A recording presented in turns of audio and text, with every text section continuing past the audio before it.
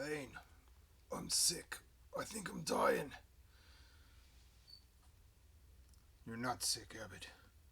But you need. There's only one thing that can save you. It's only one thing that can save your life now. You've got to pray. You've got to accept Kamak. You've got to make a pilgrimage and pray at the temple of Kamak. We've been there before. I'm gonna die if I don't do it, aren't I? You are. It's your only way. It's the only way to save your life now. I'll do it, Thane. I'll do it.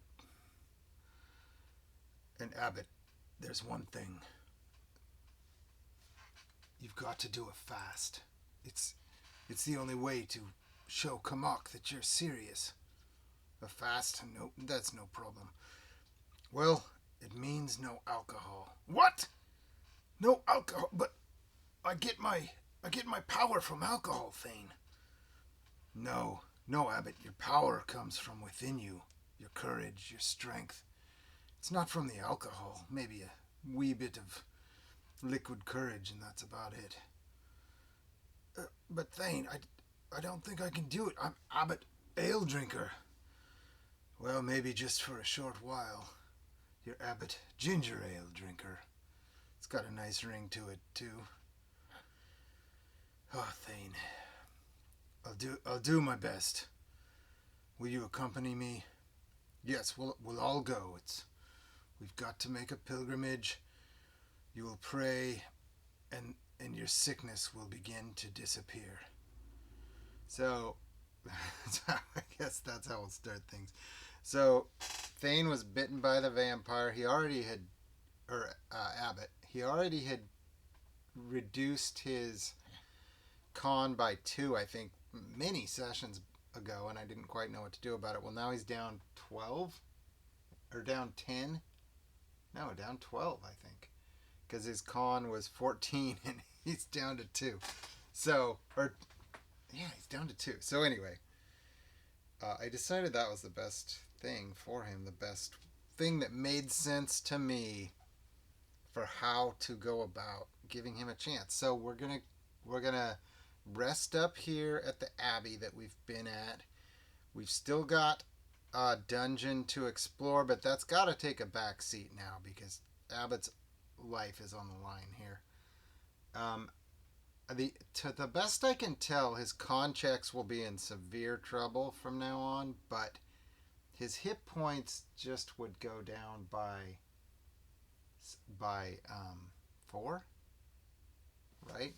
So, because he would get... Well, no, by 6, because instead of +2, so I gotta note that, by 6. Because he was a +2 to start, and now he's a -4, so that's a 6 hit point swing. If I got that right. So anyway, let's get back to some hex crawling. Is there anything else, any other orders of business? I did something I had been kind of talking about or meaning to do. Well, a couple things. One, I highlighted my spots I've been to. So we're like 3513. We've got to get up here to Mire Court. I think just to hit a couple hexes I haven't been to, I'm going to take that route because we also have to go to Camadoon. So maybe we'll try that. Yeah, and the other thing I have is a mic. Ta-da! I have it in the... this is my first try with it, so we'll see if it sounds better. I hope it does. I might try and figure out how to get it out of the screen or whatever, but hopefully it's better sound quality. And yeah, there we have it. So, we're going to begin 3513. We're at the Abbey. We've closed off the well to the drow, but we at least need to report that. Oh, crap, get this out of my way. We at least need to report that to Camadoon. So, let's see where we want to go. how about 341? No, let's go 3514. We've already been there, so we don't need to navigate. I'm going to say we're starting off on a rest. We get a nice restful sleep Abbott, of course, is very sick, but everybody else should be back to full health and everything. We're trying to get to 3514. I think that'll give us a rest in Fakari. Yeah, 3514 is Fakari, and the reason I want to go there is I'm not going to do a bunch of stuff here. I don't even think I'm going to rest here. But the one thing I do want to do is they should have some kind of weapons, right? And Orgo needs a new great axe. So I'm going to say, can he find a suitable great axe in Fakari? I'll say 50-50. Maybe I should go the next step up, but we'll just go 50-50. 19, yes. Is that an and? Yes, and. Let's say he could make it a silver. Let's make it a silver if he wants it. How's that? Does that make sense? I think it does. He lost his stone axe.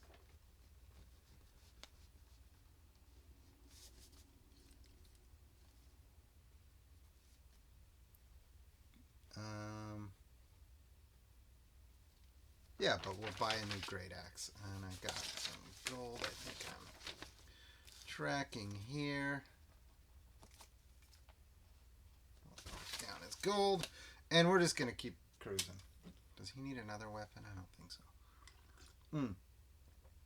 I haven't decided if I want to call that a silver, but I want to keep moving. So I probably should, especially since we just fought. Yeah, let's make it a silver, and I think that's 50 extra gold.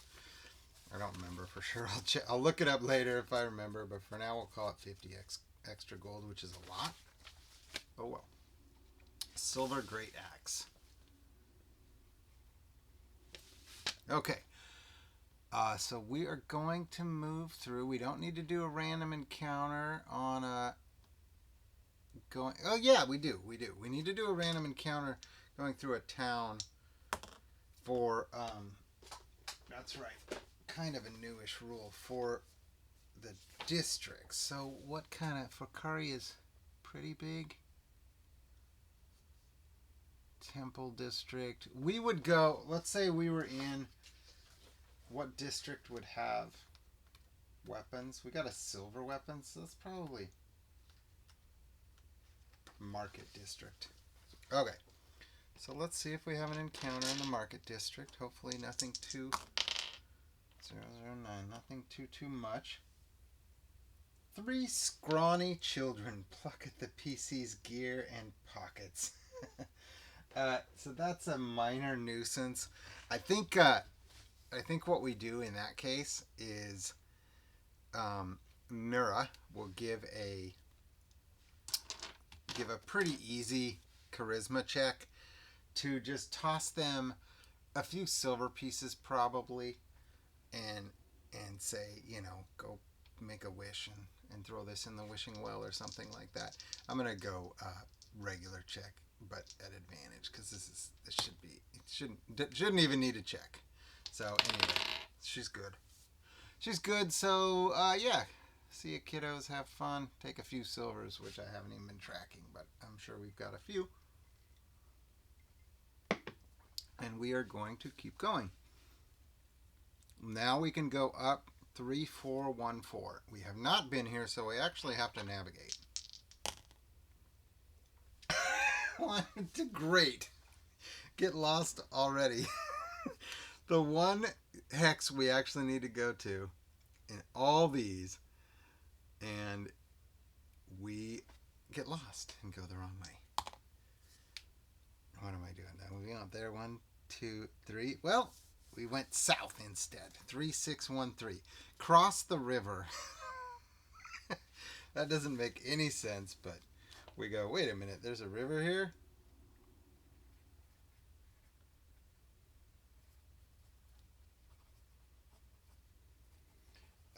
Yeah, great. 3613, we got lost.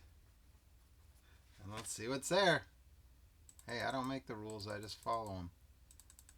Well, I kind of make them too. 3613. Pleasant with scattered stratus clouds, light fog in the morning. We went, this is our second hex of the day. Secure, well-patrolled area under the control of Murado, highly productive agriculture, sprawling fields, numerous homesteads, almost untouched by the war. I almost feel like I've been here, but it's possible that I haven't. Let's do a random encounter check. 6 no random encounters, so that's good. And we only need to make one more check moving through. And I'm not going to try to do anything in this hex, even though we haven't been here. We could come back and do stuff, but there's stuff to do. Oh, we do have a random encounter, so never mind. A rotting horse, still wearing chainmail, and a dead soldier trapped beneath. A rotting horse wearing chainmail. So we have a horse right here. It's a donkey, but it should be a horse. I don't know why I didn't get a horse mini, but we have a horse. Is the chainmail something that's usable? 50-50. No. So we can't. Maybe our horse isn't really suitable for chainmail. Dead soldier trapped beneath. I do feel like something would be here. Does the soldier have anything valuable or interesting on them? Or even usable? No. So, I guess it's nothing. I'm going to do a... I feel like it shouldn't be nothing. I'm going to do a... What's the word I'm looking for? 2288. Interesting. Why that's interesting is because if I was using not solodark but mythic, a double digit like 22 or 88 means a twist. So we would have like a double twist here or something. 2288. See if this gives me any sort of slow gear. Slow gear.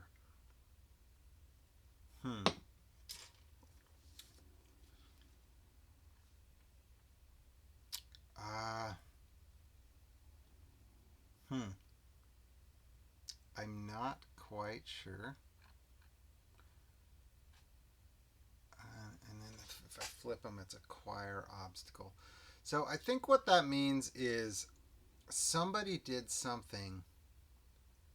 The slow, I don't really know. Somebody did something and took their gear. That's why he had nothing on him. He was dead and trapped under the horse. The horse was slowed down or maybe tripped up.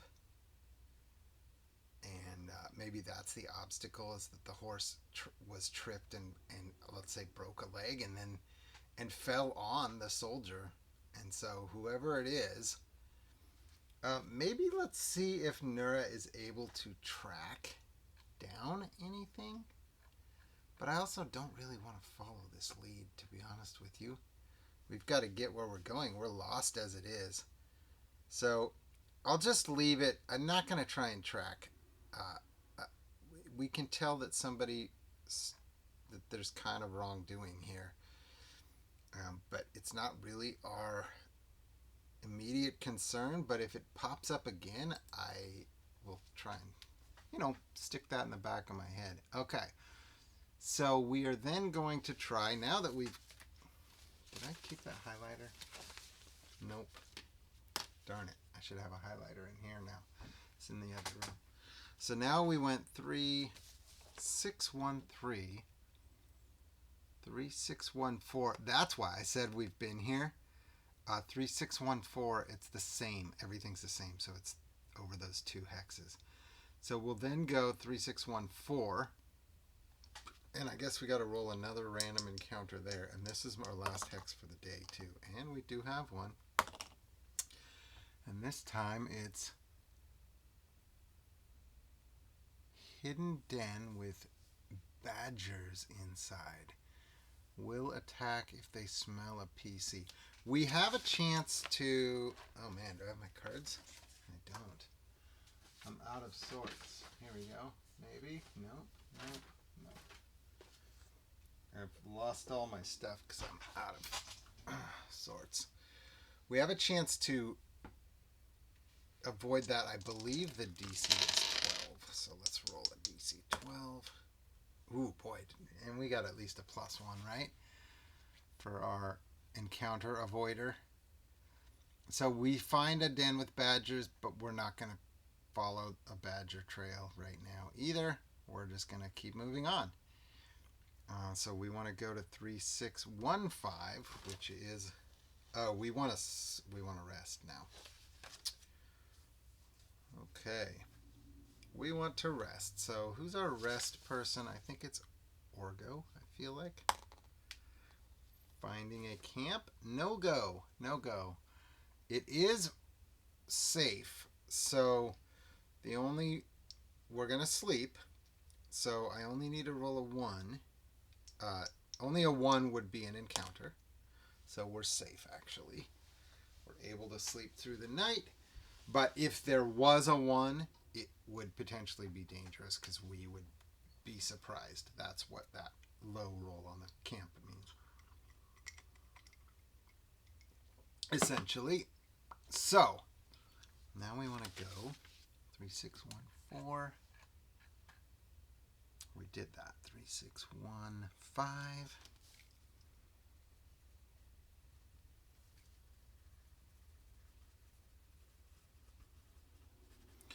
Now we need to navigate to it. It's all right. We'll get it. 10. We are okay. Navigation is a low check, so thankfully. Okay. Steady breeze from the southeast. High cumulus clouds. Clear skies. Graveline coast. Secure, well-patrolled area. Murado. Sandy soil is not very productive, but there are a few scattered farms. A large windmill sits on a prominent hilltop. So we do see a windmill, and I feel like, gosh darn it. I think because of the pilgrimage and because of the Abbott's physical state, we want to just get cruising as fast as we can. So I'm just going to do my random encounter check and note that there's an area of interest back here. We do have a random encounter, and it is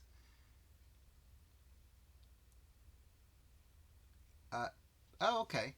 A chattering halfling distributing the Half-Truth newspaper. I love it. The Half-Truth. That reminds me of something. Halfling Half-Truth newspaper. That reminds me of something. Hopefully I'll use it sometime on my video because I like to use my ideas. But I have a tavern that I designed called the Half Pint Inn, and it's run by halflings, and everything is half off, which can lead to some funny double meanings. All right, so let's get out of here. That halfling, we'll just say hi. We'll take his newspaper.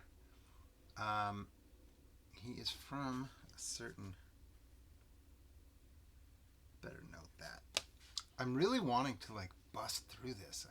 Normally I would stop and do all this stuff here, but I feel like we got to get somewhere. So that was 3615. Now we got to go. I don't think we want to do this. Oh, we can. We can go along the shore and do 3616 to try another new hex. Warm and bright, strong winds change directions, powerful waves. So we're on the shore. Interior bay shore is beautiful, covered in verdant wild ferns. Off the coast, there's some kind of disturbance in the water with a lot of splashing. This one I feel like we probably can't just breeze through, right? But the very first thing we're supposed to do is a random encounter. So I'm going to come back to the first look this time, unless we don't have a random encounter. We don't. Good. Okay. So we have a disturbance, and I better check it out.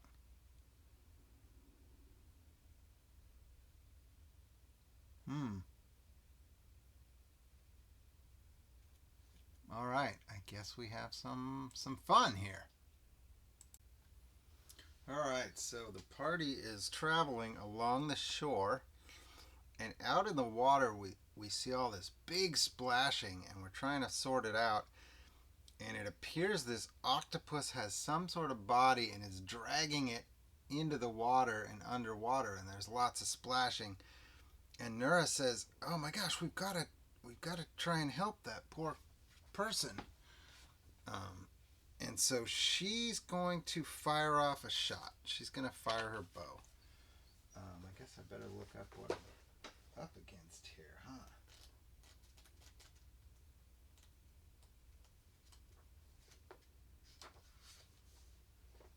Okay.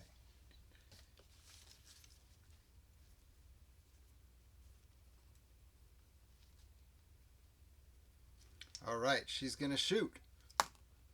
10. I think she hits. I think it's actually a hit. Believe it or not, she is, oh boy, just barely. D8 plus 4.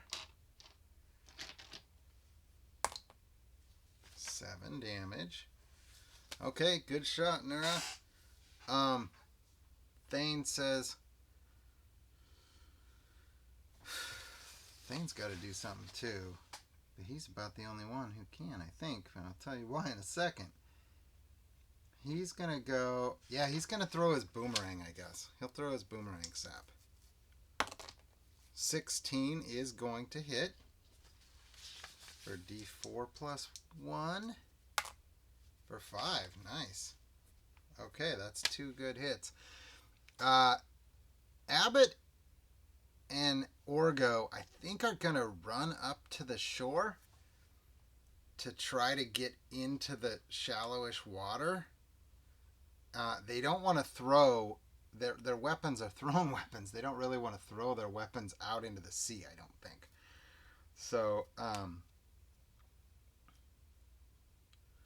So, anyway, Abbott and Thane get up, or Abbott and Orgo get up there, and Orgo's like, "It's just a damn bugbear." And Nara's like, "Well, we still have to save it. It's alive. It's being attacked."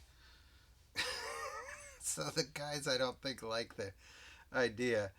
And the octopus now has been hit with an arrow and a boomerang sap, which came back to Thane. And he's going to then start making his way towards the shore. And Nura's going to get off another shot. 17 hits. Beautiful, Nura. Woo, for 10. Wow. And Thane, with his boomerang, 11 plus, I think he hits. 11 plus, oh no. Yeah, he does hit. He does hit. D4 plus 1. So he's not as good at range with the sap. 3. So they hit this octopus and it's dead. Wow. That was crazy. Huh, I feel bad. I didn't even give it a chance, but it says it takes a couple rounds to get untangled from the body and get out of the water. So, that was pretty quick. So, the octopus starts to sink, but Thane and Abbott, Orgo and Abbott, are going to try and grab the bodies and pull up what the heck's going on so we can assess. So, on that note, I think the only thing really to do here is see if there's any treasure to be had from any of it. Yeah, that was too easy. Anyway, what do we got here on a 4, 5, or 6? Oh boy. 2. No treasure, so the bugbear, whatever valuables it had, has already gone away. And that'll do it for the octopus. Alright, I feel like this session's a little disjointed, but that's okay. I'm going to keep plugging away for now because we're just going through. Now, we do need to do another random encounter check. We had one entering the hex. This was not random. This was an actual encounter. And we need to do another random encounter check. Right? 2 more, actually. 1, 2. Okay, so we're able to get out of this hex. And we can go... We got to go a little bit north. 3517. And we have been there, so we don't need to navigate to it.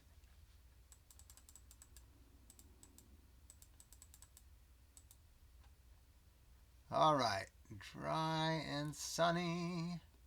Strong breeze from the south, gnarled hills, difficult terrain. So this will take the rest of our day, and we'll have to rest at the end of it.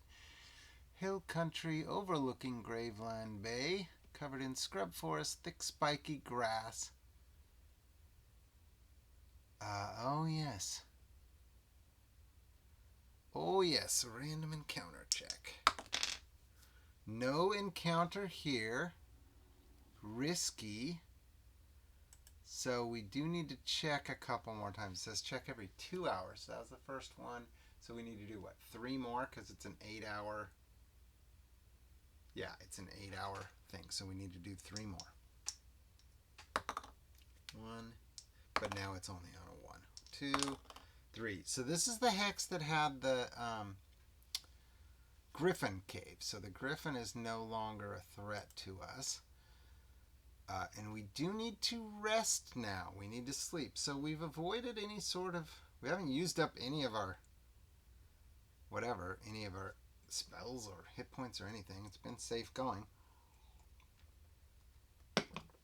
Safe travels. We do need to camp. So let's try and find a good camping spot. 15 is pretty solid.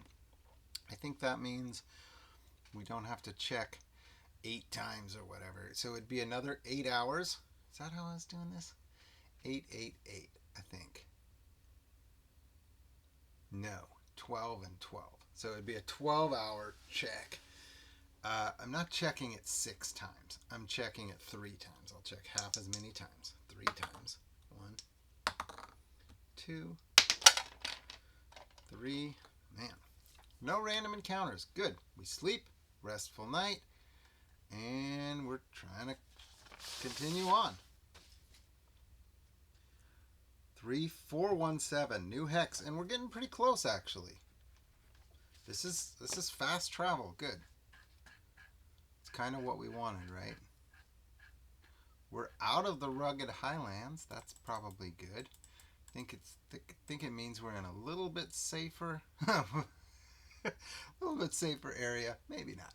Freezing rain and sleet. Ooh, the weather is worse. Harsh, cutting winds that carry occasional snow. Grand Bordauge. Arduous terrain. Uh-oh, so we only get to do 1 day in this hex. So it might be a little harder than I thought. Random encounter check. 2, we have an encounter. 2, that is... Oh, I like it. Okay, we do have a random encounter, and I am afraid to pause my video, but I just saw this. Oh, so I guess I gotta go get some. Okay, we're away from the... I probably need a new map anyway, so just in case, I am gonna pause it, but just in case, be prepared for this to be the end of the episode. Alright, so we are traveling through maybe a wooded area or something.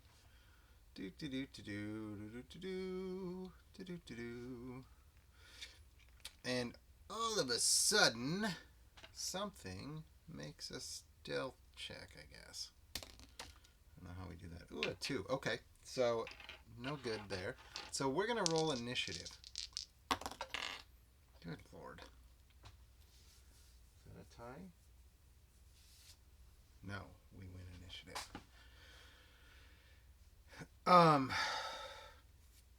Well, we can't win initiative on this, can we? I guess so. Okay, so here we are. Oh, you can't see my map because of the darn... I wish I knew what to do about that. This line right here with that glare. So this tree stump suddenly comes alive. It's a roper that is disguised as a tree stump. And it is going to attack. But before it attacks, I guess we noticed it. And so we get to act first. I did give it 2 tries, right? I gave it a stealth check, which it failed. So that means that Abbott, who's closest, noticed. And he's going to go for it. I am going to say that because he goes to rage and he takes a swig from his... He's supposed to be fasting. He takes a swig from his wineskin and forgets that it's ginger ale and spits it out. And he's completely unable to rage because he's off his game. But he does still get to attack. So he's going to make a... Oh, you know what? He's going to take a swing with his warhammer. 2. Whiffs hard. He was so pissed about the drink. He barely even gets a hold of his weapon. Ow. Just jammed my knee. Okay, we still have some problems here. I'm going to get... We have a problem, but I don't know what I should do about it. Let's go Orgo. I'm going to roll an intelligence check. 20. Okay. Nat 20. I just wasted my best attack roll. But Orgo realizes, because I was going to let him go, he realizes, oh, you can't wound this thing. I've seen these. We fought one, haven't we? You can't wound it without a magic weapon. Thane, can you help out? So Thane's going to try to cast Holy Weapon on Orgo's new silver great axe. I think a silver isn't the same as magic. Silver only works against like werewolves and vampires and shit. Good lord. I'm having a hard time with my dice. That was completely off the thing. Well, look at that. Nat 20 again. So what does that mean? That means something good, right? It's I double something, but does that just mean it gets a +2? Because that's kind of weak. It does, though. Holy Weapon. One weapon you touch is imbued, becomes magical, and has +1 to attack and damage. So we'll do it +2 to attack and damage. That's still pretty darn good. Okay, so he's going to attack with his awesomeness. 6. It is a 14. It's going to hit because he's a +7. So with that +2, yeah, nice. It actually hits. So that's D. Does he have a shield? He does. So it's a D8 +5, though, because of the Holy Weapon. It's actually pretty rad. So 9 damage. Nice. Way to go, Orgo. Nura does not have a magic weapon.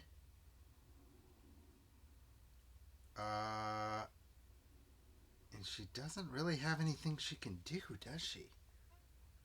Thane, Orgo, and Abbott all went. Nura is going to... I don't have a good move for her. She doesn't have a special bow or arrow or anything like that. She could borrow Thane's sap, but that's kind of cheesy. So I want her to do something helpful. I'm going to have her take a defensive stance. What would that do? Protect her from... Maybe she runs. Is that cheesy? She shouldn't run. But be prepared to defend. So if the roper attacks her, it's going to get disadvantage or something. Trying to think outside the box a little bit. What can you do if you're in trouble like this? That said, it's not nighttime. We don't need to worry about a torch. He and Alfonso are just going to try and stay safe. But this roper now gets to attack, and that's bad news. 4 tendrils and a bite. Holy smokes.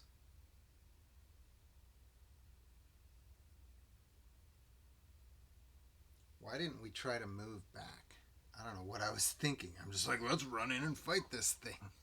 Maybe we should think about that. So I'm going to choose who he attacks, and it's going to be one of my main four. He's not going to go after these guys who are back further away. 4 is Thane. That's not good. +4. Good Lord. Stay on the dang. There we go. That's a miss. Miss. 4 of these. Hit. That's not good. 17. Grab. Okay, 1d6 plus grab. Okay, 1d6. So Thane, luckily 1 damage only. But the grab could be bad. DC 15 strength or target trapped in tendril. So I get a strength check. Let's go, Thane. 8. Nope. Oh, it's driving me nuts. All my dice are flying off the edge. I don't know why. It's what's different, but it's driving me nuts, and it's not in my favor. That is for sure. So he is grabbed. Nice, that works. Tendril auto hits target next round. So can he... This is a test on my mic because I'm facing the other way. I'm wondering if the mic works. That was 3 attacks. Can he... I think he can attack somebody else now. So I'm going to do that. 1 is Abbott. He's going to attack Abbott with his last tendril, which might be a hit because Abbott's got the lowest AC. Yep, that is a hit. 1d6 plus grab. 5. And the grab is going to be bad news. He does have high strength. 6, jeez, not even close. So Thane and Abbott both grabbed. Oh boy. And then the bite is going to be on... I guess I should roll...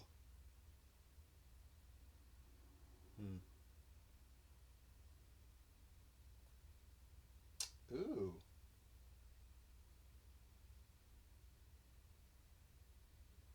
I did damage, right? I did 9 damage. So we're going to say one of the tendrils is severed. So on that note, I'm going to... Since I already have them wrapped up, I'm going to forego the bite attack this time, but moving forward, it'll be the tendrils. Thane is pretty screwed. DC 15 strength or trapped in the tendril. DC 15 strength to break free. The problem is I really need to break free. Here's what's going to happen. Orgo has a magic weapon. He's going to try to free Thane. So he's going to try to chop off that tendril. That's what's happening. 7. I think with my magic, he hits. Thank goodness. D8 plus 5, right? 7 plus 5. Nice one. Is 12. Sweet. That's good news. So that frees Thane. Who drops free because the tendril drops to the ground. And then Thane can do... What I really wanted to do was get Abbott's weapon.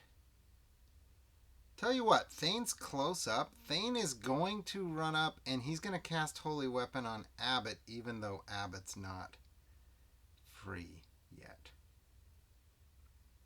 Is that a good idea? Can he attack? He can't attack anyway. So no, that's dumb. He'll try to free Abbott the same way. He's got the boomerang sap. You can't cut off a tendril with a sap, though. Screw that. Screw that. That's not what he's going to do. He's got to do something, though.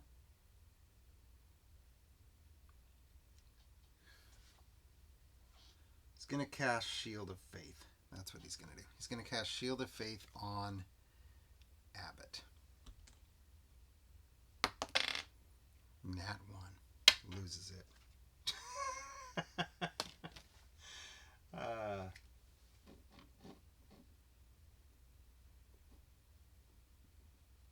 Now they both have reason for a pilgrimage, I guess.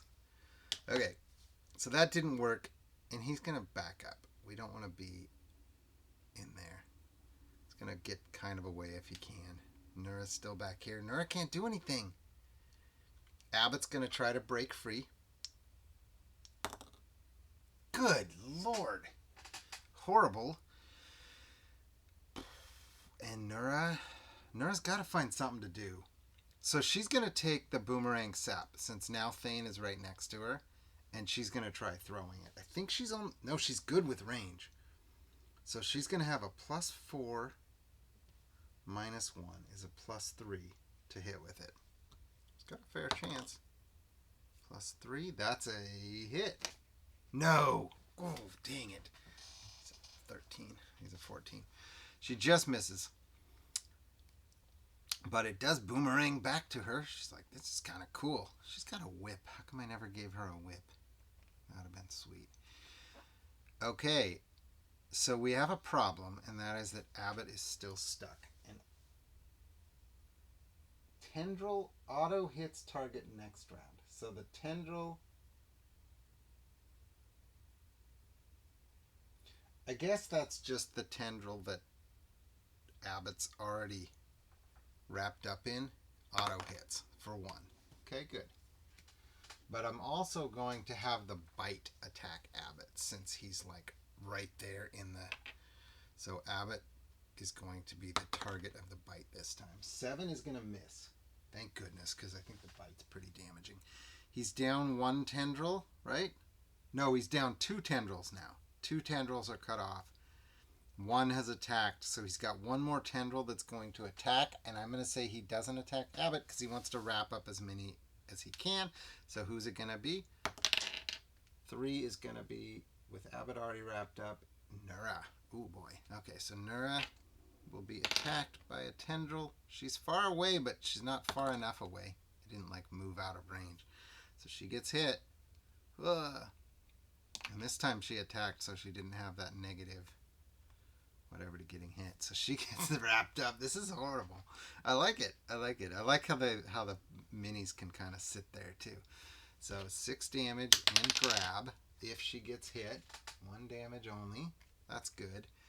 And her strength check, she's not particularly strengthy. Or strong, we might say. And again, it rolls off there. And again, there's no way. I'm not even close. So she's wrapped up.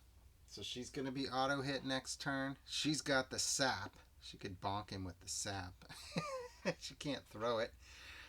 Abbott's still stuck. What do we got here? Orgo is going to try to free Abbott.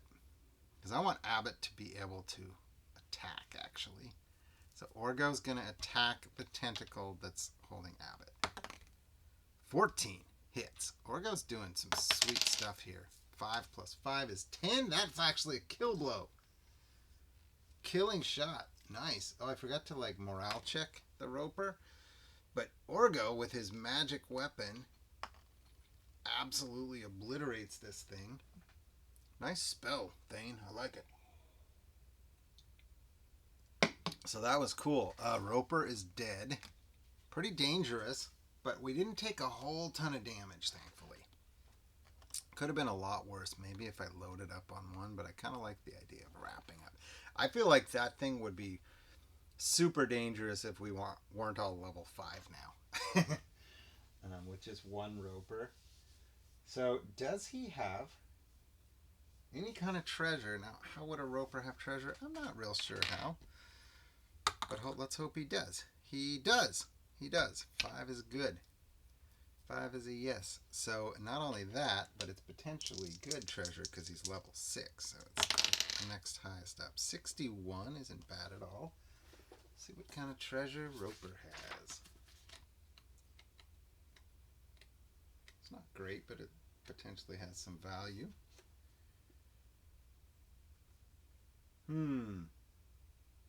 It's kind of cool, but thematically doesn't make a lot of sense unless he swallowed somebody whole. So I'm going to check the... Oh, I'm going to check the GM companion and see if we have a better idea.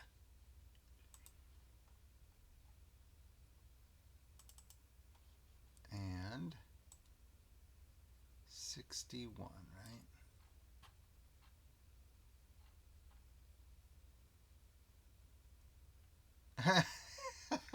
Okay, I'm going to go with this one for no particular reason. But the other one was Dwarven Chainmail, which maybe we could use. But a delicate mandolin with strings made of griffin sinew, worth 60 gold pieces. Now, how does a roper have that? I don't know, but the griffin was only 1 hex away, so maybe that's where the griffin stuff came from, and maybe this poor guy swallowed a bard, and the mandolin got. Maybe there was a bard that got attacked, and the mandolin was left over from the bard. And this episode got a little bit long, so let's call it here. Let's figure out where we are in terms of what we have done here. We're in a hex. This was the random encounter in the hex. So we still have pretty much a whole day in this hex because this was arduous terrain, which means 1 whole day for this hex. And it also means we may need to encounter other things in this hex. But let's stop it here, and pretty successful overall that we traveled a long way without too much trouble. All right, thanks for watching, guys. I'm Bradu.